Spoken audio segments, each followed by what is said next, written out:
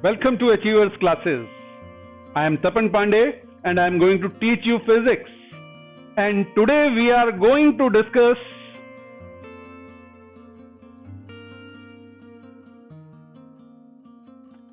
I am sure आपने अपना homework कर लिया होगा.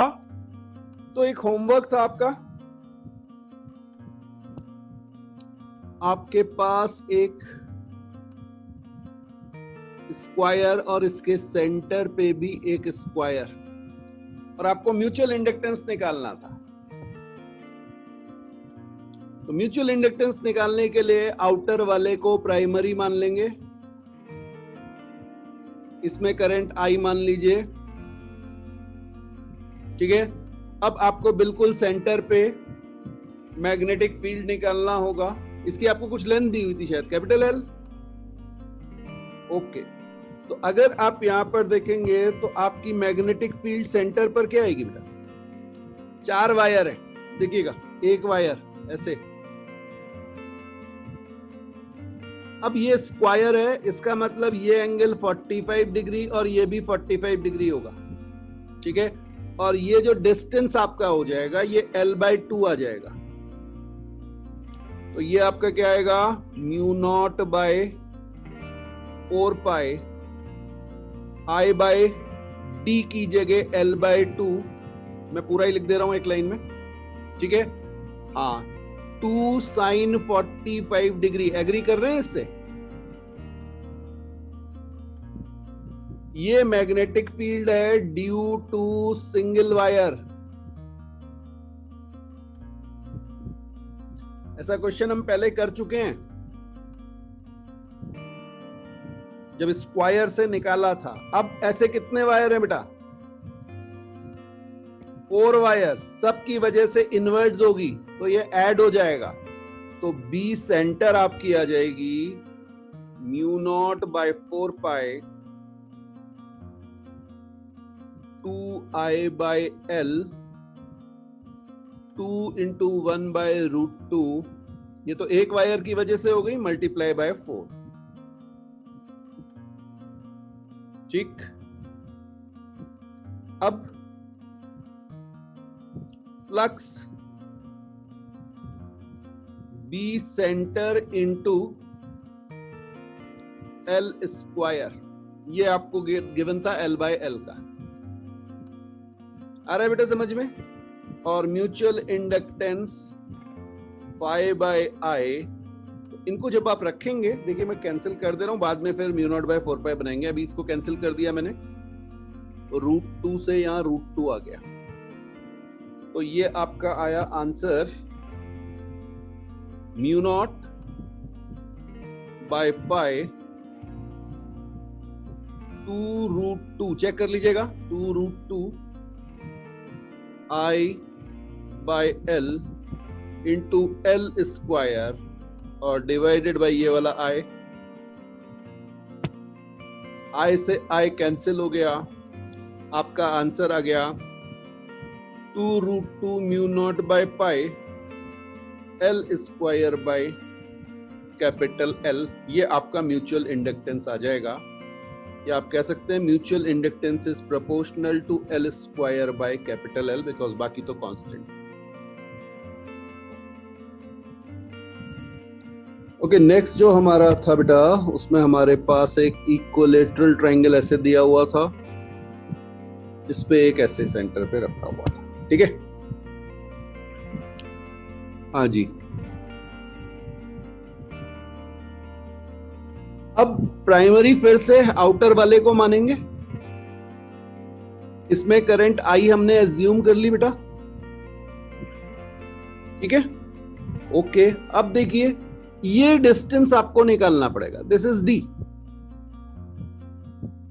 तो आपको ये शायद L और ये स्मॉल l दिया हुआ था. चलिए नाम लिख लेते हैं, A B C और इसको O बना देते हैं और यहां पे D लिख देते हैं. तो what is BD? BD is AB sin 60. ठीक है बेटा. तो इसको आप लिख सकते हैं L √3/2. और जो आपका ओडी हो गया, ओडी को आपने स्मॉल डी का है, ये 1/3 होती है, ये सबको पता है। तो 1/3 ऑफ L √3/2। ये आपको बेटा ध्यान देने पड़ेंगे कि किस तरह से आप जल्दी से जल्दी इनको सॉल्व करें। ये सब क्लास 10 की चीज है। तो D आपका यहां से आ गया कैपिटल L/2√3। कोई डाउट किसी को? अच्छा, अब देखिए यहां पे जो ये एंगल बनेगा ना, ये 60 डिग्री बन जाएंगे। तो आपकी B centre due to single wire, एक आर्म की वजह से भी आप लिख सकते हैं, ठीक है। ये कितना आ जाएगा? μ0/4π I/d। d आपका हो गया L/2√3। मैंने यहीं पे सबसे सॉल्व कर दिया इसको। ये I/d टर्म हमारा आ गया। देन 2 sin 60 डिग्री, ठीक है। और बी सेंटर अगर आप देखेंगे तो 3 से मल्टीप्लाई कर देंगे, क्योंकि आपके पास 3 वायर है, एक ये रहा, एक ये रहा, एक ये रहा। तो 3 इंटू μ0/4π I/L 2√3 इंटू 2√3/2। चेक कर लीजिएगा अपने इन पे। 2 से 2 कैंसिल हो जाएगा, ये √3 मल्टीप्लाई हो जाएगा। क्या जाएगा बेटा? 9 to 18 या 9 μ0/2π, जो भी आप लिखना चाहें, ठीक है। ओके, ये आपका आ गया I/L। देखिए क्या ये आ रहा है, ये बी सेंटर आया। अब फ्लक्स कितना आ जाएगा? Multiplied by L²। और phi/I ये आपका होता है म्यूचुअल इंडक्टेंस। ये कितना आ जाएगा बेटा? 9 μ0/2π I तो चला गया, I तो चला गया उधर। Okay, L² capital L। L² √3/4 ये आएगा बेटा, क्योंकि हमारा एरिया जो है वो ये भी मल्टीप्लाई होगा, एक ध्यान रखना इसको, ठीक है। चेक कर लेना एक बार।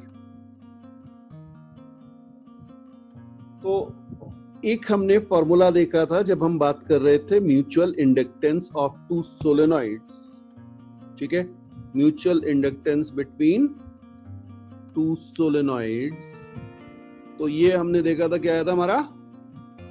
μ0 N1 N2 कॉमन वॉल्यूम। ये याद रखिएगा, ये आगे यूज में आएगा। अब बेटा नई चीज पढ़ते हैं, दैट इज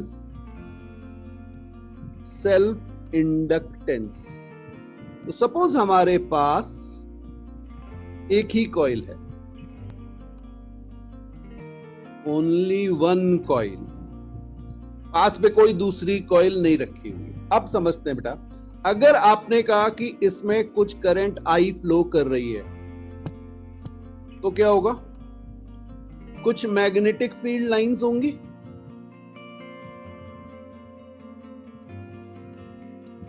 इस तरह से मैग्नेटिक फील्ड लाइंस चल रही होंगी बेटा।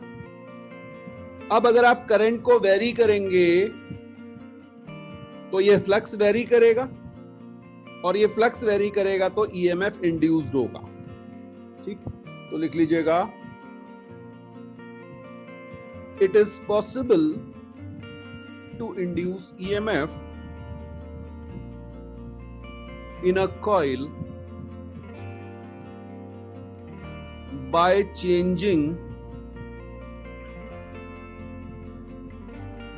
current of the coil itself.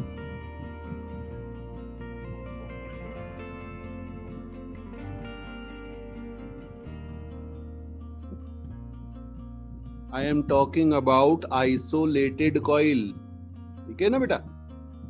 हाँ, तो कोई और कॉइल जो है वो फ्लक्स को चेंज नहीं कर रही है. So it is possible to induce EMF in a coil by changing current of the coil itself, which is changing flux. अब अगर आप बात करेंगे तो कोई प्राइमरी नहीं, कोई सेकेंडरी नहीं, जो प्राइमरी है वही सेकेंडरी है. समझना बेटा, जो प्राइमरी है वो ही सेकेंडरी है. इंड्यूस भी खुद में हो रही है और करंट भी खुद की है, इसीलिए उसको नाम दिया गया सेल्फ. ओके, तो आप कह सकते हैं फ्लक्स इज प्रोपोर्शनल टू आई. ये तो सबको पता है कि फ्लक्स जो है वो आई के प्रोपोर्शनल होता है, क्योंकि बी आई के प्रोपोर्शनल आएगा.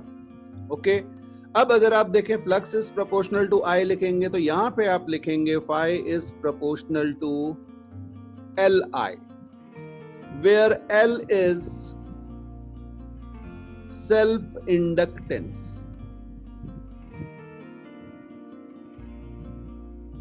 L is self inductance, proportionality constant. और अगर आप बात करें इंड्यूस्ड ईएमएफ की, इंड्यूस्ड ईएमएफ, हाँ, ड्यू टू सेल्फ, ये कितना आ जाएगा बेटा? Minus L D I by D T. Mutual की वजह से हमने लिखा था M D I by D T, यहां पे आ जाएगा minus L D I by D T.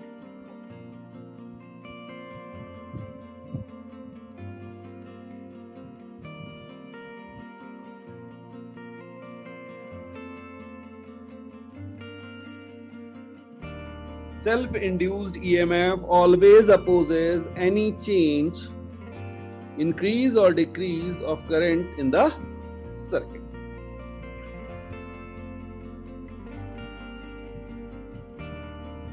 हाँ जी,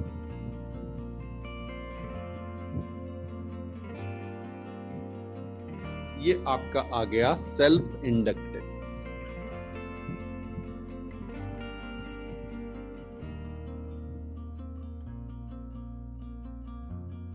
लिखिएगा, a circuit or a part of circuit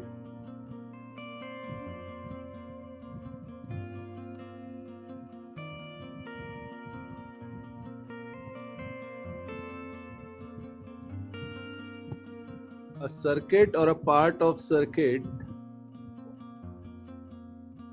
designed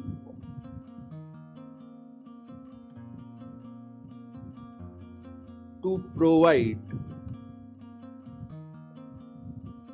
a particular inductance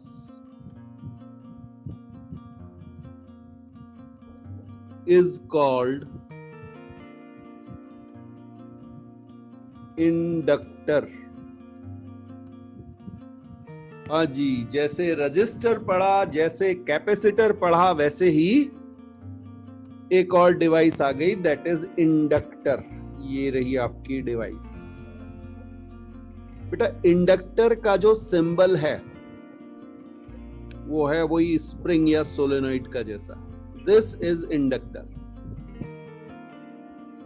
और इस पे लिखा जाता है एल. ओके, अब ये इंडक्टर है. अगर आप इसमें से कोई करंट आई फ्लो कराएंगे, ठीक है, और उसमें चेंज है अगर D I by D T, बहुत ध्यान से समझना, तो इंड्यूस्ड ईएमएफ क्या आएगा?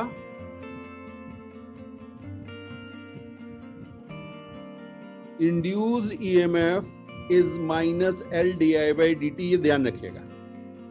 लेकिन अब समझिए बेटा, जैसे किरचॉफ्स लॉ यूज करते थे ना, जब ये किरचॉफ्स लॉ में यूज होगा तो ये कैसे आएगा वो आपको बता रहा हूं. ठीक है, तो आपको पता है कि यहां पर करंट किधर से किधर फ्लो कर रही है बेटा? ए से बी की ओर. ठीक है, तो रूल वही लगेगा आपका, VA माइनस, आप करंट की डायरेक्शन में जा रहे हैं तो minus L DI by DT is equal to VB, या अगर आप पोटेंशियल डिफरेंस निकाल रहे हैं VA माइनस VB तो आप लिखोगे L DI बाय DT।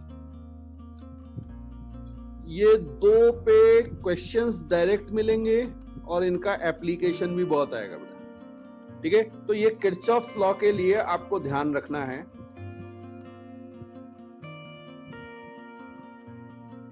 जब आप आगे बढ़ेंगे एक पॉइंट से, ए पॉइंट से आप आगे बढ़े, जिस डायरेक्शन में करंट जा रही है, तो VA का नेक्स्ट टर्म जो आपका पोटेंशियल ड्रॉप आएगा that is minus L DI by DT, that is equal to VB। Clear? अब यहां पर ध्यान रखने वाली चीज क्या है, DI by DT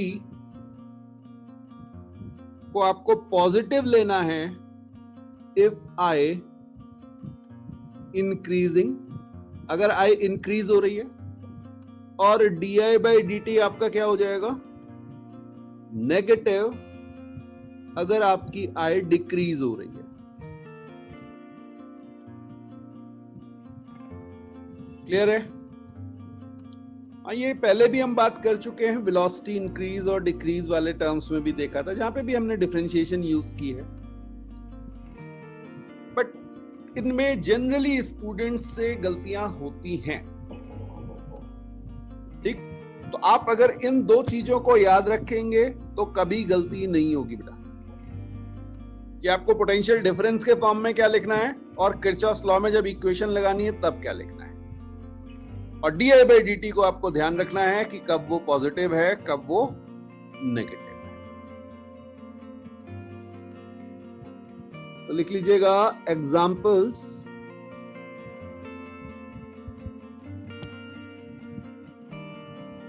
any coil और लूप और सोलेनॉइड इन अ सर्किट,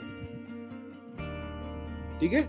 ये किसका काम करेगा, बिल्कुल सेल्फ इंडक्टेंस क्रिएट करेगा और ये इंडक्टर बन जाएगा, ठीक है।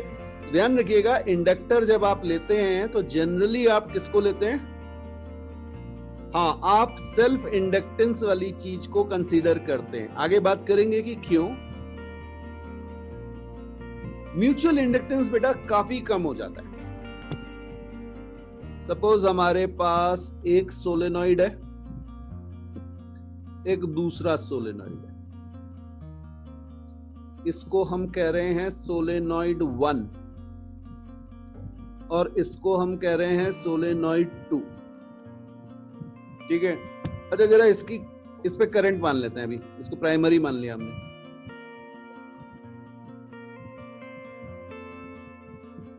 कुछ ऐसे मैग्नेटिक फील्ड लाइन होंगी, ठीक है, ओके। आप एक और काम कर रहे हैं, एक और कलर ले रहे हैं। हाँ, ये तो I2 हो गया, इसकी करंट है, ठीक है। इसकी वजह से भी कुछ मैग्नेटिक फील्ड लाइंस होंगी, ये इस तरह से होंगी बेटा।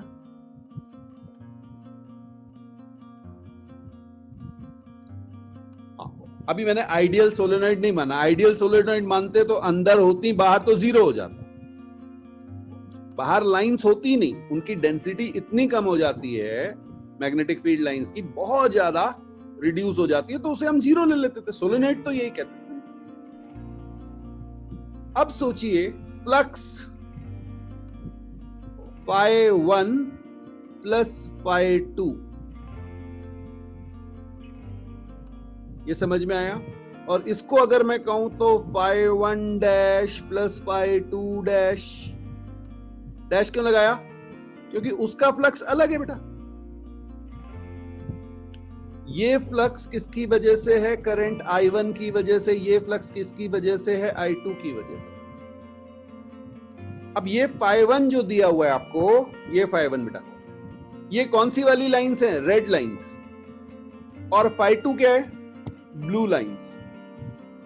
phi1 is red and phi2 is blue lines. Solenoid 1 से जरा देखिए कितनी लाइंस हैं. अरे इतनी तो मैंने दिखाई हुई है अभी आपको. अगर आप इसको 1 लाख भी मानेंगे तो ये ब्लू वाली तो बहुत कम आ रही होंगी बेटा. इनमें वेरी स्मॉल परसेंटेज. तो ये क्या होगा, जो म्यूचुअल इफेक्ट है वो आपका नेग्लिजिबल हो जाएगा in comparison to self. Similarly अगर आप यहां पे देखें सोलेनॉइड 2 में बेटा, सोलेनॉइड 2 में जो इफेक्ट है किसका, phi1 का, ये पिंक वाला, ये लाइंस बहुत कम हैं, तो इसका इफेक्ट क्या हो जाएगा, नेग्लिजिबल. बचेगा कौन, ओनली सेल. तो जैसे हमने म्यूचुअल इंडक्टेंस निकाले थे 2 सोलेनॉइड से, अब बेटा एक ही सोलेनॉइड है हमारे पास. क्लियर. तो मैं यहां पे आपको सोलेनॉइड दिखा दे रहा हूं. ये आपका सोलेनॉइड है. अब क्योंकि ये आइसोलेटेड सोलेनॉइड है तो भाई प्राइमरी भी यही है और सेकेंडरी भी यही है. ठीक है. तो जो हमने डेरिवेशन किया था ना, आप डायरेक्टली उसको लिख लेते हैं. हमने क्या कहा था,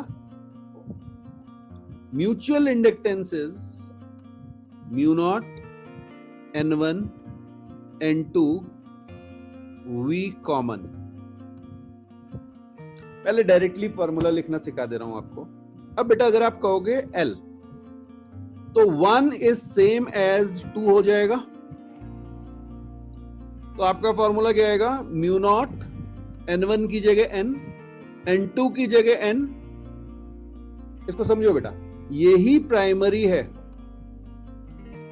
तो प्राइमरी के टर्न्स पर यूनिट लेंथ कितने, N, और यही आपकी सेकेंडरी भी है. उसी को प्राइमरी एज्यूम करना है, उसी को सेकेंडरी, और दोनों का common volume, volume of solenoid. ठीक है. तो ये आपका क्या आ गया, mu naught N square into volume. ये सिंपल सा आपका फॉर्मूला आ गया self inductance of long solenoid. अच्छा अब जरा देखें, अगर हम इसको डिराइव करना चाहें, मान लीजिए आपने कहा नहीं सर हमें ये वाला मेथड नहीं समझ में आता, कोई बात नहीं, डिराइव कर लेते हैं. तो आप कहोगे बी इनसाइड क्या होगा, बी इनसाइड सोलेनॉइड. हाँ जी, हमारा फॉर्मूला था म्यू नॉट N I, यही तो था. ठीक है. अब अगर मैं बात करूं आपसे, फ्लक्स क्या हो जाएगा, तो फ्लक्स हो जाएगा आपका mu naught N I into area. Area आपका हो गया पाई R स्क्वायर, जहां पर R क्या है, R is radius of solenoid, multiplied by N into length L. ये समझना बेटा, ये लेंथ L है, तो total number of turns capital N क्या हो जाएगा, number of turns per unit length multiplied by length. ठीक है. तो जब आप इसको सॉल्व करोगे तो देखो क्या आ रहा है, mu naught N square pi R square L, cylinder बन गया, इंटू I, और यहां पे फाई. अब बेटा flux over current is self inductance, और ये आपका आंसर आ गया mu naught N square pi R square L, cylinder, that is volume of solenoid.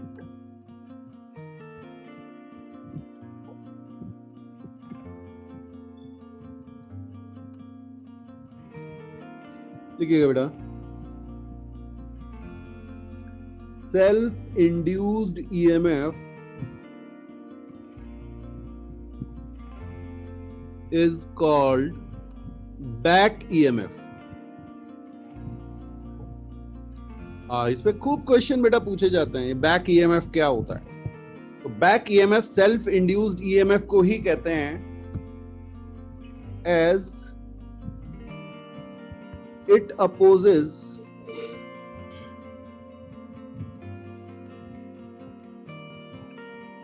The change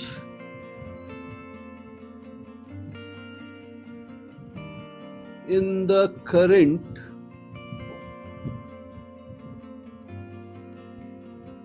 in a circuit। तो जब भी आप किसी करंट को चेंज करना चाहते हैं तो ये सेल्फ इंड्यूस्ड ईएमएफ जनरेट होता है और ये उस चेंज को क्या करता है? अपोज करता है बेटा। ओके, तो अब अगर आपको करंट फ्लो करानी है और कोई आपको अपोज कर रहा है तो क्या करना पड़ेगा? वर्क करना पड़ेगा। तो लिख लीजिएगा, work is required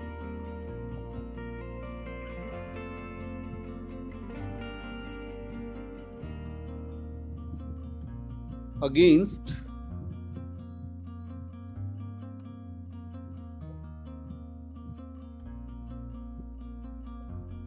this back EMF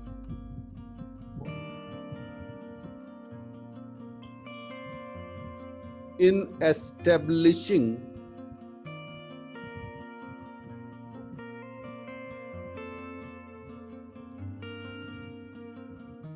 current, and this work done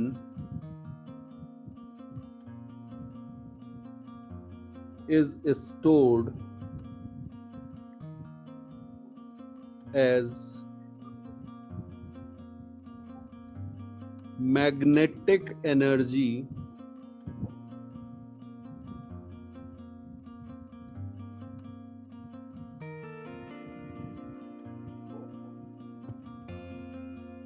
inside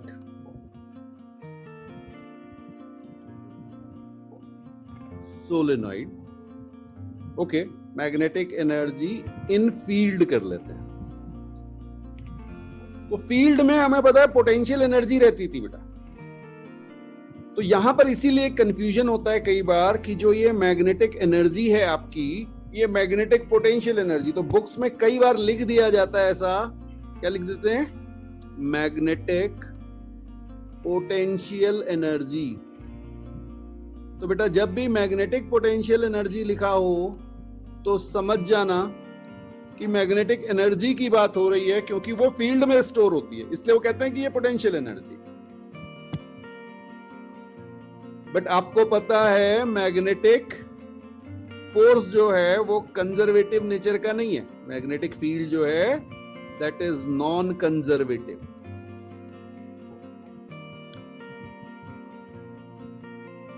तो अगर आपसे कोई कहे कि मैग्नेटिक पोटेंशियल एनर्जी, तो आपका एजम्पशन ये होगा कि मैग्नेटिक एनर्जी, ठीक है ना?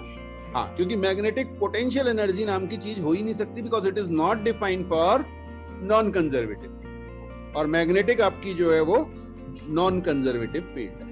तो पोटेंशियल एनर्जी केवल कंजर्वेटिव फील्ड के लिए डिफाइंड है। तो बेटा अगर हमारे पास कोई सोलेनॉइड है, तो आपको पता है सोलेनॉइड में फील्ड कहाँ होती है? सोलेनॉइड में फील्ड जो होती है वो सोलेनॉइड के अंदर होगी। तो हमारी एनर्जी भी कहाँ स्टोर होगी? इसके अंदर। तो जैसे कैपेसिटर में इलेक्ट्रिकल एनर्जी स्टोर हुई थी बिटवीन द प्लेट्स, उसी तरह से इंडक्टर में कौन स्टोर होगी? Magnetic energy. ये समझ में आया बेटा? अब जरा सी देखते हैं। अब अगर वर्क है तो rate of change of work that is power, ये भी होगा। और पावर हमें पता है E इंटू आई होता है। ओके, मैग्नीट्यूड ले लें। ये समझ में आया बेटा? अब अगर आप देखेंगे तो आप यहां पे लिख सकते हैं dw/dt, और इस इंड्यूस्ड ईएमएफ, ये इंड्यूस्ड ईएमएफ है बेटा, इसकी वैल्यू है LDI/dt। अभी हमने ऊपर देखा था तो यहां लिख दीजिएगा L D I by D T into I. अब dt और dt को आप कैंसिल कर सकते हैं, तो ये आपका आ जाएगा dw is equal to L I D I, और इसको आप इंटीग्रेट कर देंगे तो आपका टोटल वर्क डन निकल आएगा। तो यहां से जब आप इंटीग्रेट करेंगे तो आप देख सकते हैं w is equal to half L I square, ये आ जाए। तो यही आपकी मैग्नेटिक एनर्जी होती है बेटा, यूबी जिसे आप कहते हैं, हाफ एल आई स्क्वायर। ये जब मैंने आपसे कहा था ना इंडक्टेंस की डायमेंशन निकालने के लिए यूज होती है। So this is the energy stored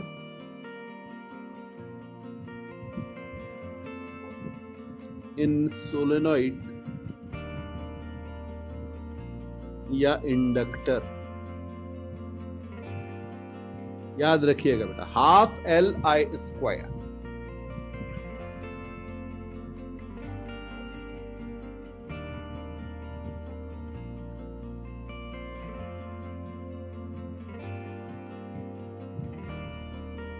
magnetic energy density बेटा,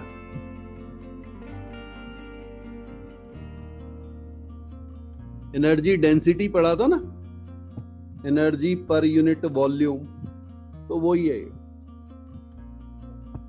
तो ये हम सोलेनॉइड के लिए निकाल लेते हैं, but this is true for all others also. तो फॉर सोलेनॉइड निकाल के देख लेते हैं ये क्या आएगा। तो आपको पता है UB is total energy per unit volume. Okay, अब जब आप एनर्जी की बात करेंगे तो वो आ जाएगी आपकी half L I square divided by area into length, या वॉल्यूम आप लिख सकते हैं, जो भी लिखना चाहिए। ठीक है, अब सेल्फ इंडक्टेंस अभी अभी हमने निकाला था, क्या हो जाएगा, half into mu not an square into volume I square by volume. Volume AL लिखा हुआ मैंने, हाँ। और अब आप देखेंगे ये AL और AL कैंसिल हो जाएगा। तो यहां से जो आपकी ये मैग्नेटिक एनर्जी है, ये कितनी आ गई बेटा, mu not an square I square by 2, या इसी को मैं क्या लिख सकता हूं, देखिएगा, mu nought square N square I square by 2 mu nought. अब ये मैंने क्यों किया, बिकॉज मुझे पता है मेरी जो मैग्नेटिक फील्ड होती है सोलेनॉइड के अंदर वो होती है म्यू नॉट एन आई। तो मैं अब एनर्जी डेंसिटी को लिख रहा हूं B square by 2 mu nought. कुछ पहचानी हुई सी इक्वेशन आ गई, हाँ जी, कंपेरेबल है UE के, जिसे हमने लिखा था half epsilon not E square. याद आया, half epsilon not E square. और आपको पता है एप्सिलॉन नॉट की जगह मैग्नेटिक फील्ड में 1 बाय म्यू नॉट यूज होता है और E की जगह B यूज होता है। तो ये आपकी एनालॉजी से भी फॉर्मूला डिराइव हो जाएगा।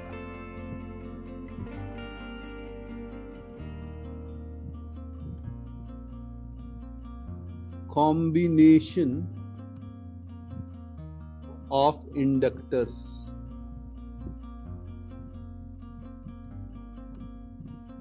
Combination of inductors.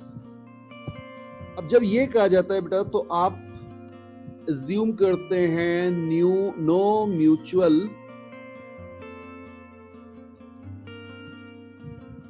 इंडक्शन, आप केवल सेल्फ को कंसीडर करेंगे। ठीक है, और पहला कॉम्बिनेशन आपका होगा सीरीज। अच्छा, याद करने का तरीका क्या है, ये बिल्कुल रेजिस्टेंस की तरह बिहेव करते हैं, अभी आपको समझ में भी आ जाएगा। तो जल्दी से डायग्राम बनाते हैं। ये हमारा पहला इंडक्टर, ये दूसरा, ये तीसरा, और इन्हें हमने कनेक्ट कर दिया ऐसे, ठीक है। और इधर से हमारी करंट आई जा रही है इस पे, और सपोज करंट जो चेंज हो रही है उसका रेट di/dt लिख लीजिएगा। 3 इंडक्टर्स, अब इनके नाम दे देते हैं बेटा, L1, L2, L3, जैसे R1, R2, R3 कहा था, L1, L2, L3 are connected in series। Series को चेक करने का तरीका अभी भी वही है, current same, I same, potential divide. Okay, अब इसका नाम दें बेटा A, B, C, और ये मेरा आ गया D। तो अगर मैं आपसे कहूं VA माइनस VB, तो आप इसको क्या लिखेंगे?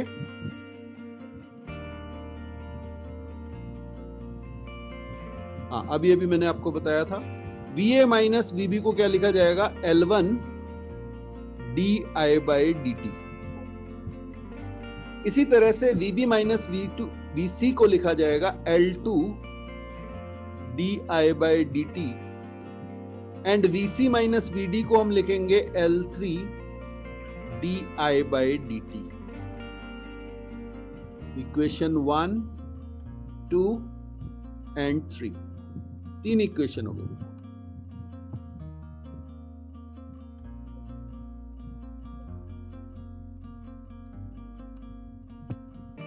और अब क्या करना है, इन तीनों इक्वेशन को ऐड कर दो बेटा, तो आपका आ जाएगा VA minus VD is equal to L1 plus L2 plus L3। बेटा ये कांस्टेंट है, यहां पे आ जाएगा di/dt।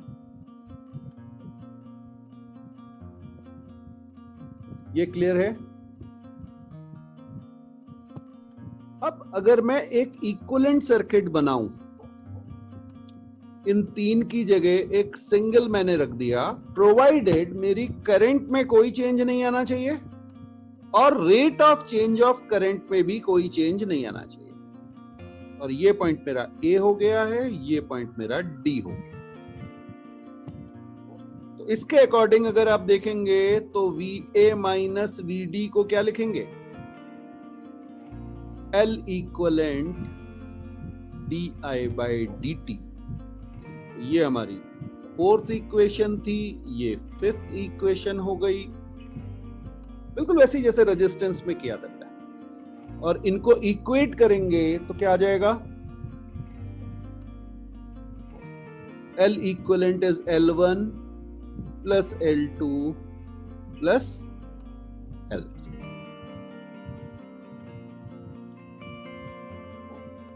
सीरीज हमने पढ़ लिया बेटा। बात करेंगे पैरेलल कॉम्बिनेशन की। तो अब मान लीजिए हमारे पास एक इंडक्टर,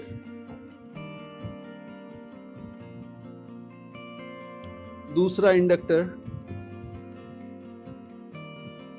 और ये रहा हमारा थर्ड इंडक्टर, और इन तीनों को हमने कनेक्ट कर दिया लाइक दिस। ओके, अब यहां से आपकी करंट आई गई और ये करंट 3 पार्ट में डिवाइड हो गई, I1, I2 और I3। ऐसे हमने कुछ नेमिंग दे दी इनको, ठीक है। और यहाँ पे हम L1, L2, L3 नाम दे दे रहे हैं, और टर्मिनल्स के नाम दे दिए हमने A एंड B। क्लियर? अब VA माइनस VB, हाँ जी, फर्स्ट आर्म के थ्रू देखिएगा, इस वाली आर्म से आपका फॉर्मूला क्या बनेगा? L1 di1 by dt. Similarly, VA minus VB second arm से क्या बनेगा? L2 di2 by dt. ये समझ में आ रहा है बेटा? ओके, मैं डिफरेंट कलर से आपको रेड कलर से दिखा देता हूं, यहां से गए आप। और थर्ड वाले पे अगर आप देखेंगे तो इसके लिए भी कोई अलग कलर यूज कर लें। इधर से जाएंगे तो यहां से आपका VA माइनस VB क्या बन जाएगा बेटा? L3 di3 by dt. Okay, अब यहीं पर हम क्या करते हैं बेटा? Equivalent inductance. हाँ जी, ये L इक्विवेलेंट हमने लगा दिया। A और B इक्विवेलेंट का मतलब है कि इसकी जो करंट है वो अभी भी क्या रहनी चाहिए? I, और rate of change of current क्या होना चाहिए? di by dt. ये समझ में आया?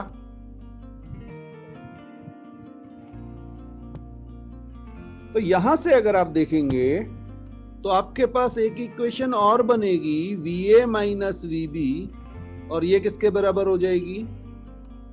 L equivalent di by dt. तो चार इक्वेशन आपको दिख रही हैं, चारों बना ली बेटा। अब देखिए बेटा, यहां पर अगर आप देखेंगे तो आपकी current I is equal to I1 plus I2 plus I3 है, जंक्शन लॉ। इस पॉइंट पर, ए पॉइंट पर, पहले वाले डायग्राम में, क्लियर? यहां देखिए येलो कलर से आपको दिखा रहा हूं, ये पॉइंट पे, इस पॉइंट पर जंक्शन लॉ लगा दीजिए। और इसको जब आप डिफरेंशिएट करेंगे तो आपका आ जाएगा di by dt is equal to di1 by dt plus di2 by dt plus di3 by dt.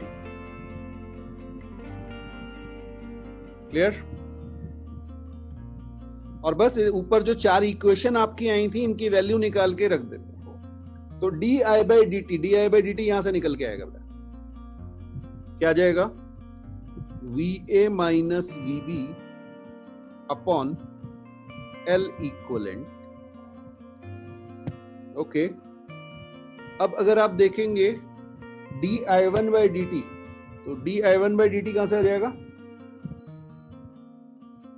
इधर से, ठीक। तो ये आपका कितना आ गया? VA minus VB upon L1 plus VA minus VB upon L2, बिल्कुल सिमिलर वे में लिख देंगे, and VA minus VB upon L3। Clear है बेटा? अब आप इस पे देखेंगे ये कैंसिल हो जाएंगे, VA माइनस VB। तो आपका पैरेलल कॉम्बिनेशन आ गया 1 by L equivalent is equal to 1 by L1 plus 1 by L2 plus 1 by L3। तो एग्जैक्टली रेजिस्टेंस के मेथड से ये सीरीज और पैरेलल में कंबाइन होते हैं। तो आप चाहें तो लिख लीजिए, similar to resistance when mutual inductance between two coils is also considered। तो अब जरा देखते हैं बेटा कि क्या रिलेशन हमारा आएगा। इसमें केस 1 है, when 100% linkage बिटवीन देम। अब समझना बेटा, दो कॉइल हैं आपके पास, कॉइल मतलब सोलेनॉइड भी हो सकते हैं। 100% लिंकेज का मतलब जो लाइंस कॉइल 1 से पास हो रही हैं वो कॉइल 2 से भी पास होंगी ही होंगी। जैसे अभी मैंने आपको दिखाया था ना कि मैंने कहा था कि अगर दूर दूर रख दिया आपने तो एक से जो लाइन पास होगी बगल वाले से उसकी नेग्लिजिबल लाइंस पास होती है। बट यहां पर हमारा एजम्पशन है कि 100% लिंकेज है, जो लाइन एक कॉइल से जा रही है वो दूसरे कॉइल से भी जा ही रही है। Okay, ideal conditions, this is known as ideal conditions. ऐसा कभी भी नहीं होता बेटा, बट अगर आपसे आइडियल कंडीशंस की क्वेश्चन पूछ लिया गया तो अब देखिएगा M12 mutual inductance between 1 and 2 coil, इसको हम क्या लिखेंगे? N1 phi1 बाय I2, ऐसे लिखते थे।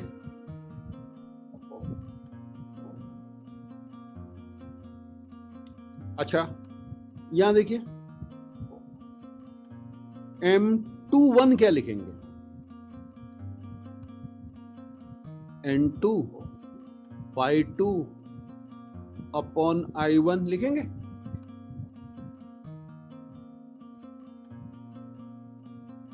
ओके ओके, अच्छा L1 क्या लिखेंगे?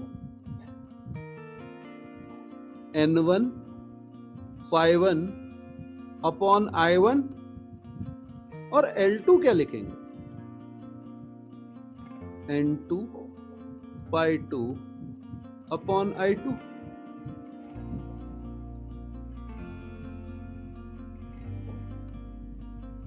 ये मैंने दो कॉइल लिए बेटा, और दोनों को जो मेथड आपको बताया म्यूचुअल इंडक्टेंस और सेल्फ इंडक्टेंस लिखने का, वो ये आ गया। ये क्लियर है सबको? तो क्योंकि 100% लिंकेज है इसलिए हम क्या कहेंगे? हम कहेंगे phi1 is similar to phi2। ठीक है, ओके। अच्छा, एक चीज और भी थी, हमने पढ़ा था रेसिप्रोसिटी, तो उसमें हमने कहा था M12 और M21 ये दोनों बराबर होते हैं बेटा। हाँ, M12 कहें या M21 कहें, ये दोनों बराबर होते हैं, तो अभी मैं इन दोनों को M ले रहा हूं। और यहां पे आप देखेंगे, अगर मैं आपसे कहूं M12 इंटू M21, तो ये आपका आ जाएगा N1 phi1 upon I2 into N2 phi2 upon I1। ये एग्री कर रहे हैं बेटा? अच्छा, इसको मैं M स्क्वायर लिख दूं तो किसी को कोई परेशानी नहीं होगी। इज इक्वल टू, थोड़ा रीअरेंज करके, N1 phi1 upon I1 into N2 phi2 upon I2।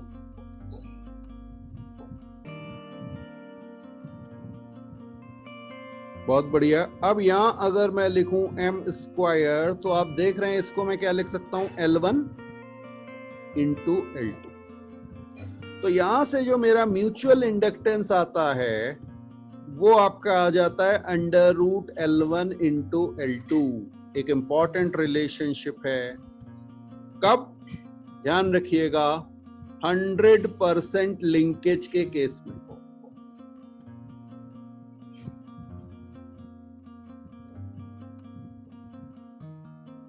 %100% linkage के केस में M जो है आपका वो L1 इंटू L2 हो जाता है।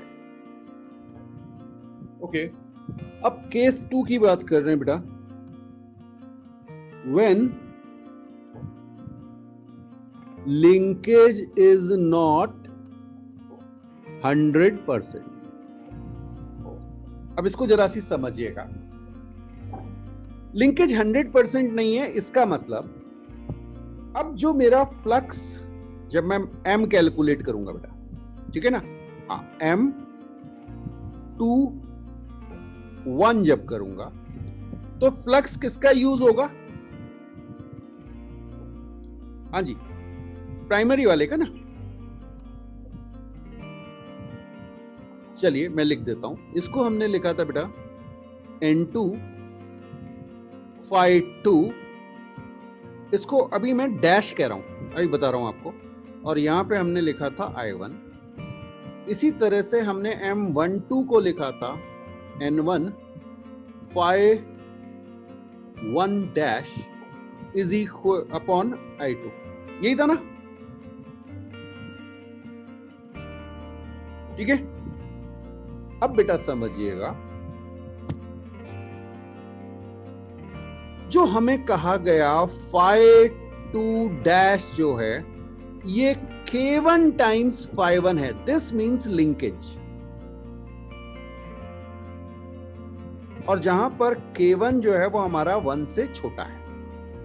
जैसे 10% आप कहेंगे तो K1 की वैल्यू 0.1 हो जाएगी. इसका मतलब क्या हुआ? फर्स्ट वाले के जो फ्लक्स है सेकंड वाले पे उसका केवल 10% या 50% जो भी आपको गिवन है. ठीक है, इसी तरह से जब आप बात करेंगे phi 1 डैश तो इसे आप कुछ अलग रेशियो में कहेंगे कि K2 टाइम्स है ये किसका? phi 2. ये समझ में आया? अब अगर आप देखेंगे तो आप लिखेंगे m square is equal to N2. phi 2 dash की जगह हम लिख दे रहे हैं K1 phi 1 अपॉन I1 और यहां पे हम लिख दे रहे हैं N1 K1 phi 2 upon I2. Okay, अब अगर आप इस पे मॉनिटर करें तो क्या हो गया? K1 K2 L1 L2. ये मेरा फॉर्मूला बन गया. तो म्यूचुअल इंडक्टेंस की वैल्यू कितनी आ गई? Under root K1 K2 L1 L2.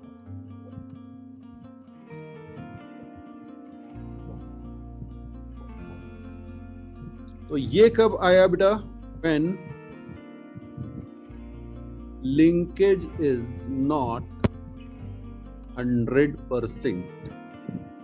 K1 times and K2 times.